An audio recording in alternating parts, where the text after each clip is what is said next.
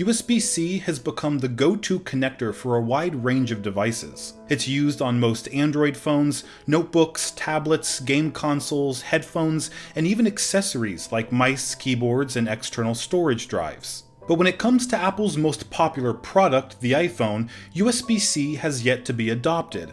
Instead, every model of iPhone still uses a Lightning connector that was introduced 8 years ago with the iPhone 5. This has led people to wonder why Apple hasn't transitioned the iPhone to USB-C, especially for a company who has a reputation of being the first to adopt new standards. So in this video, I'm going to explain why Apple hasn't transitioned the iPhone to USB-C and what that means for their users.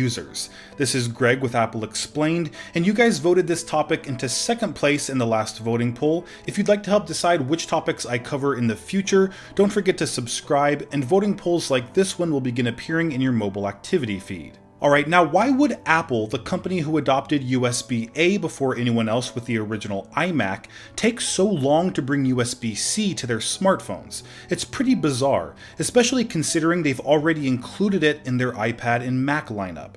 Well, the answer lies in a story that begins in 2010, when Apple was developing the iPhone 5. The device would be 12% smaller by volume compared to the previous 4S, which meant the large 30-pin connector needed to be replaced by something smaller in order to free up space for other components. At the time, Apple was helping to develop the USB-C standard with other companies like Intel, Microsoft, and Samsung, but the new connector wouldn't be ready until 2014, 2 years after the iPhone 5's release. So because of the bad timing, Apple was forced into a corner. They could either keep the 30-pin connector for another 2 generations and sacrifice the iPhone 5 and 5S's compact designs, or they could create their own proprietary connector and cause fragmentation within not only the smartphone industry, but their own product ecosystem. It was a lose-lose proposition, but Apple went with the latter option. That decision not only caused a huge amount of backlash from users in 2012 who were frustrated that Apple made all their previous iPhone accessories obsolete, but it's still causing them issues to this very day. For example, when USB-C was ready to go in 2014, Apple wasn't in a position to transition the iPhone lineup a second time just 2 years later.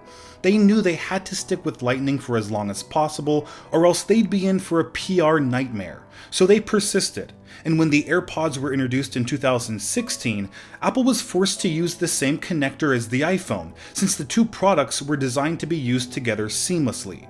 So Lightning was introduced to yet another product line, one that would expand into the AirPods Pro and AirPods Max, which also had to use Lightning to maintain consistency between models. It's almost like there was a smaller iPhone ecosystem that existed within the larger Apple ecosystem. Because while the iPhone and its accessories continued to use Lightning, almost every other Apple product adopted USB-C. The MacBook line began the transition in 2015, the iPad line in 2018, and the Mac Pro in 2019. You also have to consider the other controversial changes Apple made with the iPhone in previous years. They removed the headphone jack in 2016, and they removed the wall adapter from the iPhone's packaging in 2020. Both of these decisions caused perhaps even more backlash than the transition to Lightning in 2012, and caused Apple to think twice before moving to USB-C, which would only add fuel to the fire. So how can we expect Apple to resolve this connector fragmentation issue in the future? Well, rumors are suggesting that it won't be resolved, since Apple isn't planning on transitioning the iPhone to USB-C at all. Instead, they're exploring the possibility of removing the connector from certain iPhone models entirely, and there are benefits to this approach.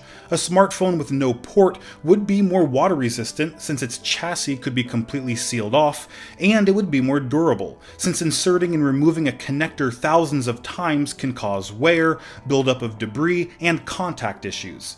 But how would the phone be charged without a port? Well, Apple has already implemented a solution with the iPhone 12 lineup. The models have something called MagSafe, which is essentially a Qi wireless charger surrounded by a ring of magnets. This makes the charging experience very similar to an Apple Watch, a device that also happens to be portless. And if Apple wants to include a wireless data pass-through, they can simply borrow the smart connector from the iPad. Everything Apple needs to create a portless iPhone already exists, and it only seems to be a matter of time before they make the transition away from wired connectors entirely. At that point, I think each category of Apple device will have their own unique methods of charging. Their computers and iPads, which Apple has been calling computer replacements anyway, will feature USB-C. Their mobile devices like the iPhone and Apple Watch will feature convenient grab-and-go magnetic wireless charging, while accessories like the AirPods, Magic Mouse, and Magic Keyboard will continue to use Lightning, with wireless charging available when possible as a convenience feature. This approach makes the most sense to me, but we'll have to wait and see what decisions Apple makes with the release of new products in the near future. Alright guys, thanks for watching.